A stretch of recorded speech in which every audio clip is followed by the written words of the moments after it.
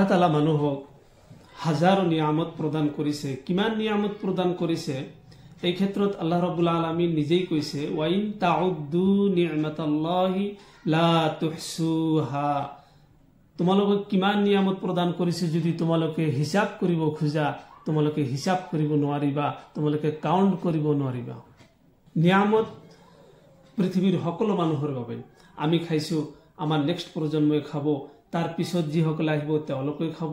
কিন্তু দেখা গৈ আছে আল্লাহ ৰাব্বুল আলামিন যিবোৰ নিয়ামত আমাক দিছে বা আমি যিবোৰ নিয়ামত আমি পাইছো, সেই নিয়ামত যেতিয়া আমি ভক্ষণ কৰো, আমি একেবাৰে সমূলে শেষ কৰি দিয়াৰ চেষ্টা কৰো যে যেন আমাৰ পিছত আৰু কোনো মানুহ নাহিব বা কোনো প্ৰজন্ম নাই, তেওঁলোকৰ বাবে এই নিয়ামত সংৰক্ষণ কৰাৰ কোনো দৰকাৰ নাই। নিয়ামত সংৰক্ষণ কৰা প্ৰতিজন মানুহৰ বাবে অতিব জৰুৰী। আমি নিয়ামত যেতিয়া খাওঁ, ভাবো আমাৰ নেক্সটত বা আমাৰ পিছত আৰু কোনো নাই, আমি নিজেই খাই শেষ কৰিব লাগিব। নিয়ামতবোৰ একেবাৰে শেষ কৰি দিয়াৰ আমি চেষ্টা কৰো।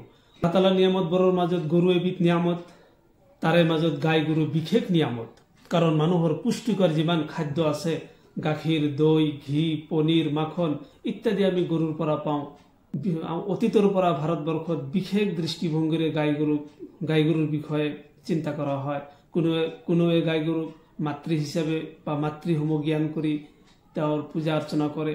তেতিয়া কথা হ'ল, কোনে কি দৃষ্টিভংগীৰে গাই গৰু সংৰক্ষণৰ কথা কৈছে সেয়া ব্যক্তিগতভাৱে বা একান্তভাৱে তেওঁলোকৰ কথা। কোনোৱে যদি গাই গৰুক মা বুলি কৈছে তেওঁৰ কথা, কোনোৱে যদি ভগৱান বুলি কৈছে তেওঁৰ কথা। কিন্তু আসলে সঁচাকৈ গাই গৰু সংৰক্ষণৰ দৰকাৰ হৈছে না নাই? যদি লক্ষ্য কৰা যায়, আগতে মুছলিম সমাজে প্ৰায় 90% গৰু পুহিছিল বা গোপালন কৰিছিল। কিন্তু বৰ্তমান সময়তে যিকোনো কাৰণতেই হওক মুছলমান সমাজৰ পৰা গাই গৰু প্ৰায় নাইকিয়া হৈ আছে। মুছলিম সমাজৰ পৰা গাই গৰু বা গৰু বৰ্তমানে বিলুপ্তিৰ পথত। আমাৰ নেক্সট প্ৰজন্মৰ বাবে প্ৰয়োজন নহব নেকি? যিকোনো ব্যক্তিয়ে ইয়াক সংৰক্ষণ কৰিব লাগিব, যিকোনোভাৱে সংৰক্ষণ কৰিব লাগিব। খোৱালৈ ইমান হৈছে হ'ব নালাগে, কাৰণ মুছলমানসকলে কেইটা গৰু খায়? ধৰিলে যদি 100ৰ মাজত 10% গৰুহে মুছলমানে খায় আৰু বাকী প্ৰায় 90% গৰু বাহিৰলৈ গুচি যায় বা বাহিৰৰ মানুহে খায়।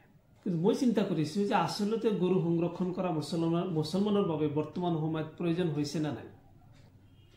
যদি পুষ্টিকৰ খাদ্যৰ ফালে লক্ষ্য কৰা যায়, গাখীৰৰ প্ৰয়োজনীয়তাৰ ফালে লক্ষ্য কৰা যায়, গাখীৰ, ঘি, দৈ, পনীৰ, মাখন ইত্যাদিৰ ফালে যদি লক্ষ্য কৰা যায়, তেনেহলে বৰ্তমান সময়ত মুছলমানসকলেও গৰু সংৰক্ষণ কৰা দৰকাৰ হৈ পৰিছে।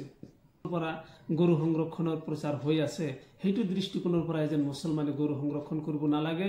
মুছলমানে যদি গৰু সংৰক্ষণ কৰিব লাগে, তেনেহলে এইটো দৃষ্টিকোণৰ পৰা সংৰক্ষণ কৰিব লাগে যে আল্লাহ তাআলাৰ নিয়ামত, আৰু এই নিয়ামত আজি মুছলমান সমাজৰ পৰা বিলুপ্তিৰ পথত। গতিকে গাখীৰৰ প্ৰয়োজন আছে, আমাৰ দৈ, ঘি, মাখন, পনীৰ পুষ্টিকৰ খাদ্যৰ প্ৰয়োজন আছে।